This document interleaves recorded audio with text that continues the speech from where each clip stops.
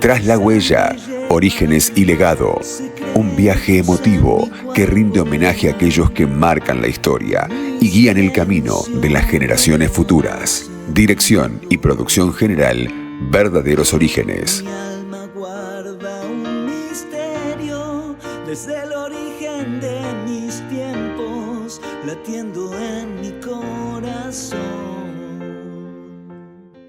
Hola, ¿cómo están? Muy, pero muy bienvenidos. Hoy tenemos una edición, digo yo, especial. ¿Por qué? Porque estamos en un lugar, ustedes ya lo saben, aquí en Tras la Huella, Orígenes y Legado, mágico para nosotros, que es en el Hotel Playa.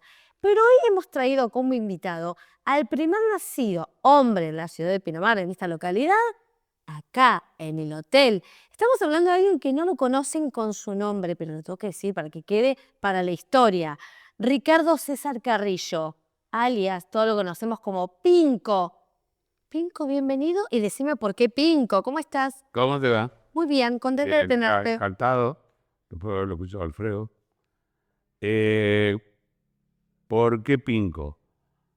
Porque antes de que llegara Marra, que fue el primer médico que hubo acá, estaba el doctor Reñero Bocchi, que era el dueño de acá de la esquina donde ahora está el Viejo Lobo, todo, Exacto. que era el médico, digamos. Digamos. Legitimizado, no sabemos si legalizado. Él le hizo el parto a mi madre, porque yo no tenía... en esa época los chicos iban a nacer a lo de doña Fermina Madariaga. Y había tormenta, mal tiempo, llovía 4 días y bueno. Y nací, el parto se hizo Bocchi. Y Bocchi pasaba por mi casa, después para ver cómo estaba yo, decía, ¿cómo está il Pinco Palino? Claro, el Pinco. Que es un modismo de los tanos. Cuando vos vais a Italia, yo digo Pinco y me dicen, Pinco Palino. Claro. Y Bueno, ahí me quedo y desde entonces todo el mundo, en todos lados, me Pinco. conocen como Pinco. Ahora, Pinco, vos naciste, y esto quiero que me lo relates vos, acá, en el Sí. hotel. ¿Qué fecha, qué día? Un 21 de abril en la habitación número 12. Y además cuentan que hubo un incidente en la semana, porque en esa época, imagínate, abril, hacía frío, se usaban las Istilar, las estufas de querosén, y hubo un incidente en el cuarto donde estaba mi madre y se incendió la estufa. Ay. Y el polaco Antonio Pitlik, que trabajaba acá con mi familia, me agarró a mí y me envolvió y se tiró por la ventana. ¿Pero qué? ¿Fue en el momento del parto? No, unos días después. Ah, Unos días después. no, porque yo digo que... Digamos, porque acá vos entrás, tenés que entrar a la playa y abajo estaba la peluquería de Totó, Sí. de Hacha Brava, el padre del Chino Formaro. Tenía la peluquería ahí. Y en el cuarto quedaba el 12 ahí arriba. No sé si habrán cambiado la numeración ahora. Ahí nací. Ahí fue el incidente del fuego que me contaron a mí. Claro, claro, claro. Bueno, Tengo memoria, pero no tanto. no. Te reentiendo. Pero bueno, ¿qué sentís estar acá, en este lugar, en este momento, en un programa que está dejando huellas para las futuras generaciones? Difícil de expresar, no me haga emocionar. Y si no nos... Pero difícil por el contexto y por todo, no solo por estar acá. Me gusta lo que están haciendo porque los que construyeron Pinamar los que construyeron la sociedad pinamarense son los que están contando la historia de Real, la historia real. la historia de la sociedad de Pinamar. Pinamar es un pueblo muy particular, es una villa de veraneo que planeó un señor que era un adelantado en todo, de hecho, el primer arquitecto urbanista que existe en Argentina seguro y creo que en Sudamérica, y un tipo reconocido en todo el mundo. El plan original de Pinamar está en los museos urbanísticos. Planeó un pueblo, llevó adelante este lugar, condenado al éxito, como decía Viallo Altieri, pero hay otra parte que es la gente que vivió en el pueblo, que constituyó el pueblo, desde los que plantaron los pinos, hasta el que hacía el pan, hasta el que ponía los ladrillos, y que son los que cuentan la historia que hay que contar de este pueblo. Pero vos también, a ver, La historia de la sociedad. entiendo el reconocimiento que estás haciendo a estos grandes pioneros, ¿no? Pero sos parte.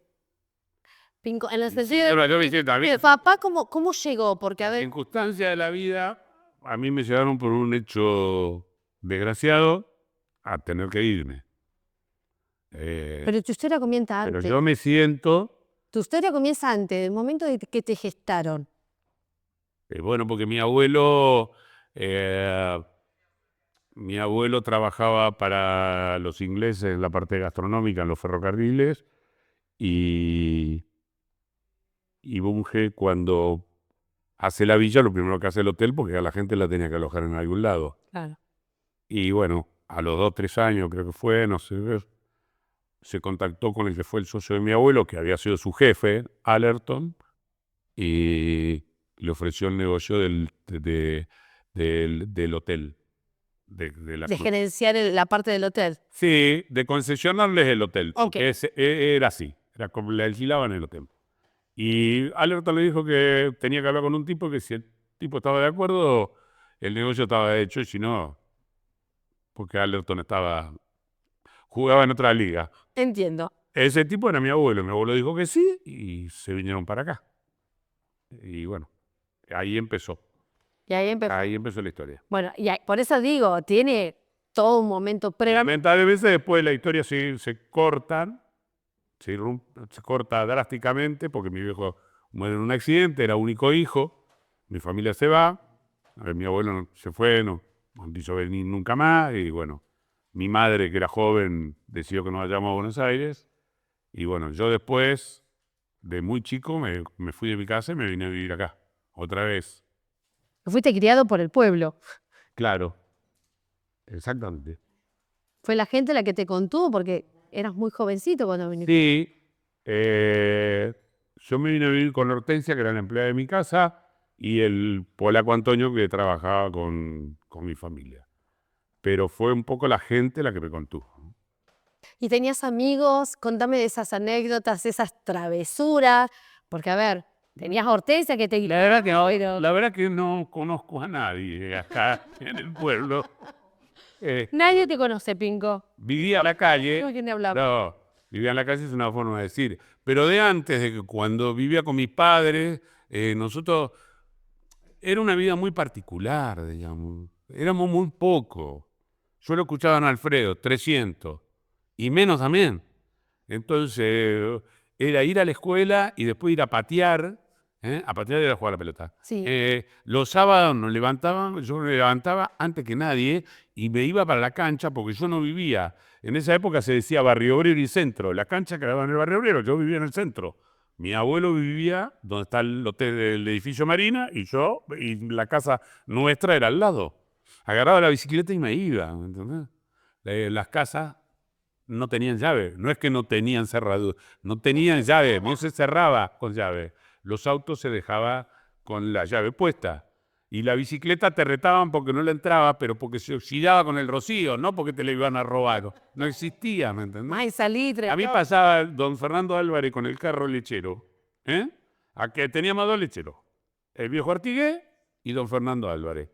Pasaba don Fernando y me levantaba en el carrito a la mañana y yo me iba a repartir la leche con don Fernando Álvarez, que te la daban en un jarro, digamos. Era otro mundo, digamos. Y bueno, su destino era este.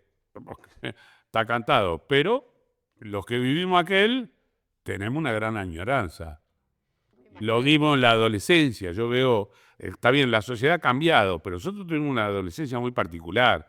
Había que ser cómplice o cómplice, ¿entendés?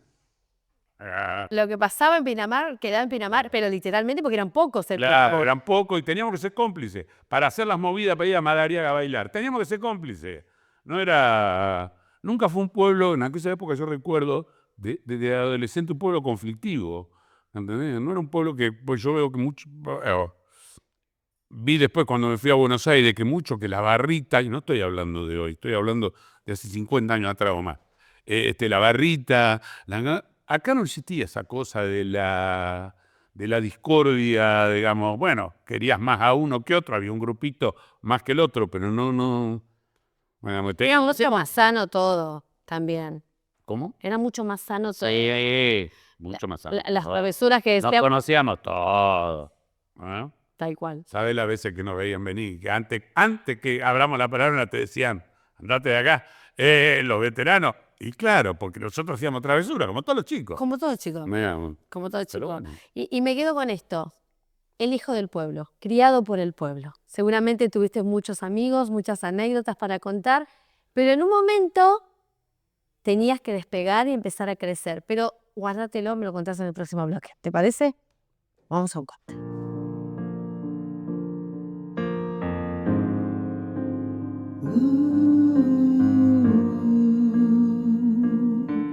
Aquí seguimos, por supuesto, en Tras la Huella, legados que nos están dejando, obviamente conociendo los orígenes, en este lugar, digo yo, que es tan hermoso, vinculado a los orígenes, vinculado a este señor que yo tengo aquí a mi lado, Pinco, nacido en este lugar, El pueblo, el hijo del pueblo. título suyo. Más gracias. El hijo del pueblo, criado por el pueblo, por esta comunidad, y sé que tuvo sus travesuras, como todo chico bien lo contaba. Algunos nombres me tenés que dar, mandarlos al frente, que compartían tus travesuras. Sí, travesura. A ver, no me quiero olvidar de nada. Bueno, los zorritos Baston, por ejemplo, son como mi hermano. Los Álvarez, Pachicuello, Juan Cornide, Carlito que no vino, que era mayor que nosotros. Bueno, después viene la generación del Bajito, el alemán Müller, toda esa banca de vagos que son menores. Yo iba al colegio a primer grado, mira, Carlito Paredi, pobre, varios fallecidos, Carlito Paredi, Huiti Quintero, Perico Méndez, los Jiménez que venían, escuchar, los Jiménez unos cracks. Venían, creo que hay dos, como los Baldo, pobre, murió. Y Carucha, no sé. El viejo era puestero en el Rosario. Entonces esperó que Carlito tuviera 6 años para mandar los 3 al colegio. Ah, Porque tenía un solo caballo para mandar. Ay, no. Entonces, no. Bueno, digo yo que tenía un solo caballo. Sí, Entonces estábamos en el mismo grado, Carlín, Osvaldo y Ramón, que estábamos en Carucha. Ramón tenía como 11. ¿Y quién era su señor? La señora de Walsh. ¿Y el colegio sabe dónde estaba? Me imagino. La biblioteca. Porque nosotros, el colegio, primer grado, era ahí. Acá estaban. El primero inferior hacíamos ahí. Después pasamos acá estaba la señora Garbarilli, que era la directora de todo. Claro, sí, sí. Aprovecho por un crack. Qué lindo que los nombres. Bueno, hay de Cañete, que se murió hace poco, la vasca, que la última foto me la saqué en el hipódromo de La Plata con ella. Se fue a vivir, fue soqueta. La chica de Gaetani, la flaca Púa, Gladys. Hay un montón, hay un montón. Me encanta, te acuerdas. Porque aparte, qué lindo porque han trascendido ellos también. Están dejando eso. Y bueno, acabo de nombrar los Púas, mirá. Después le degeneraron la armonía, pero no importa, ese es otro capítulo. Ese es otro capítulo. Vamos a seguir acá en la revuelta. El viejo espectacular y por suerte lo continuó el Vasco con crack. Bien, bien. Vamos a decirle a la gente que está detrás de cámara, solo para aclarar. ¿Cómo fue tu adolescencia? Porque ahí, bueno, hasta... Esa fue muy divertida.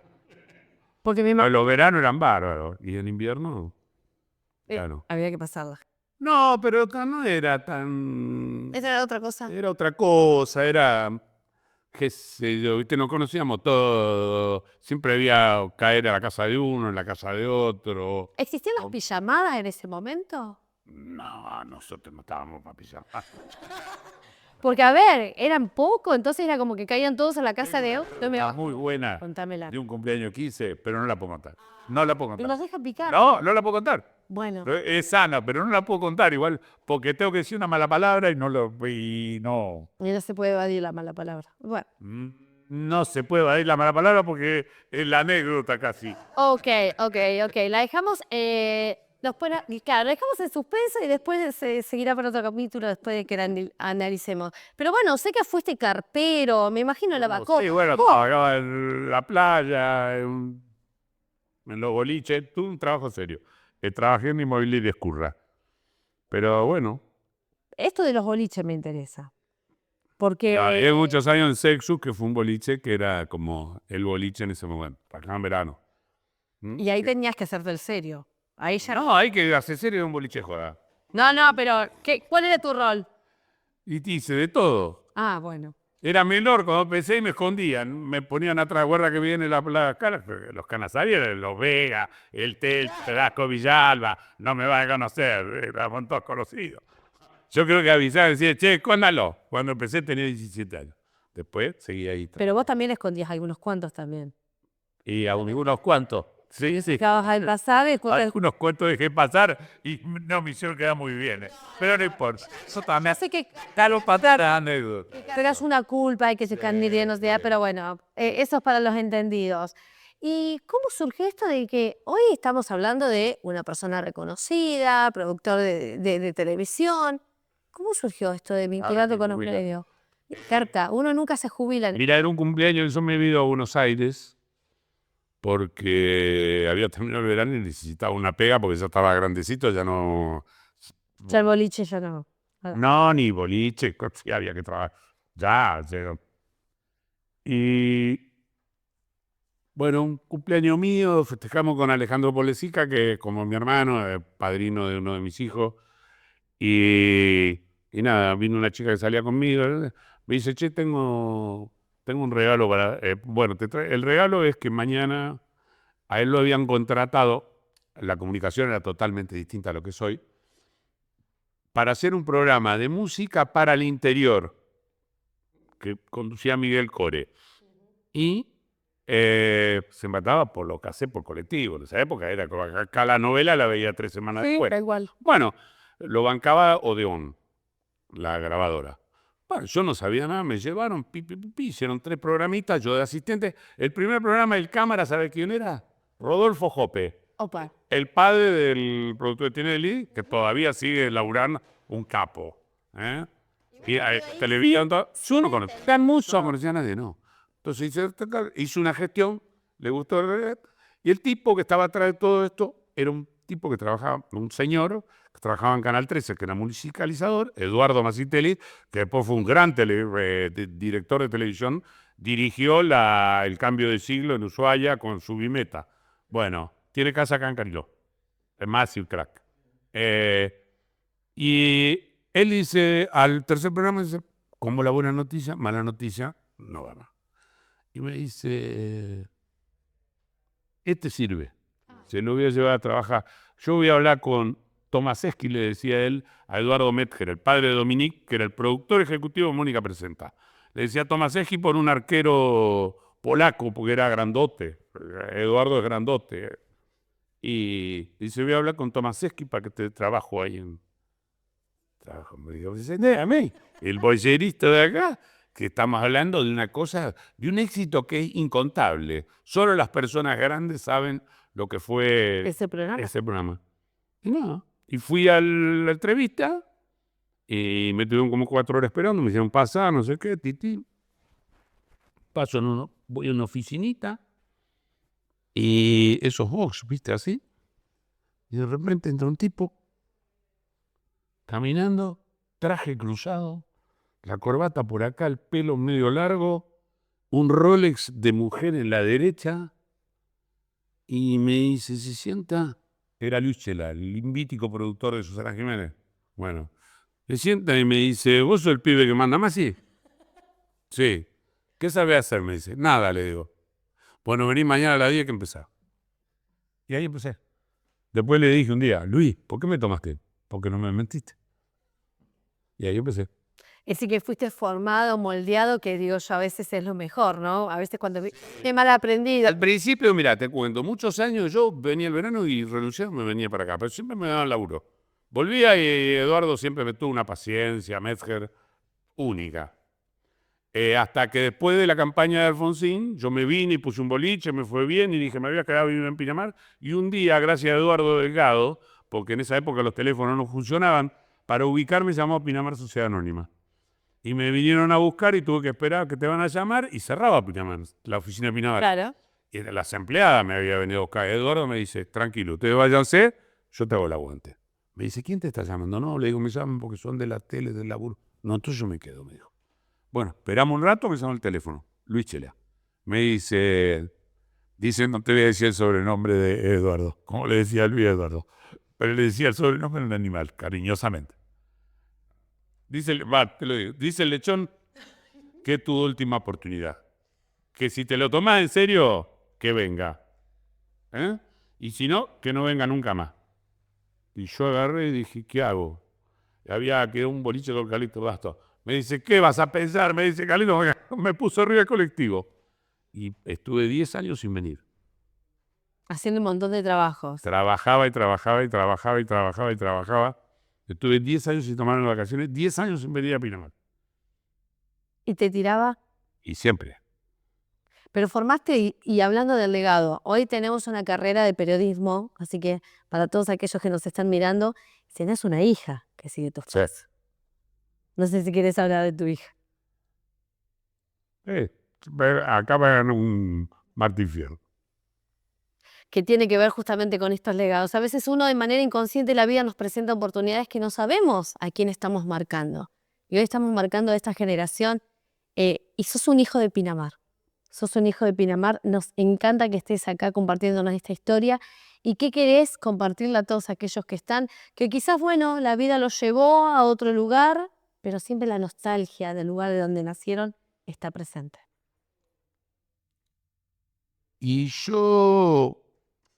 A ver, a mí Pinamar me dejó esa cosa de pueblo chico y corazón grande. Y a mí me gustaría que no pierda esos valores. Eso, que a veces es difícil porque las sociedades se agrandan y las cosas cambian. Y eso es lo que más me marcó de Pinamar. Digamos. Bien, gracias, Pinco. Y me quedo con esto, porque mucha gente quizás viene y no tienen familia, han decidido establecer sus raíces en este lugar, sin padre, sin madre, sin hermanos. Sin embargo, siempre hay una mano extendida, porque eso es Pinamar. Siempre hay una madre, siempre hay un padre, postizos, pero son legítimos también, aquí en la ciudad de Pinamar. Es tierra de oportunidad, pero cuidémosla en esto que dice Pinco, que nunca se olvide que tenemos un corazón para contener a aquellos que lo necesitan. Hasta la próxima edición.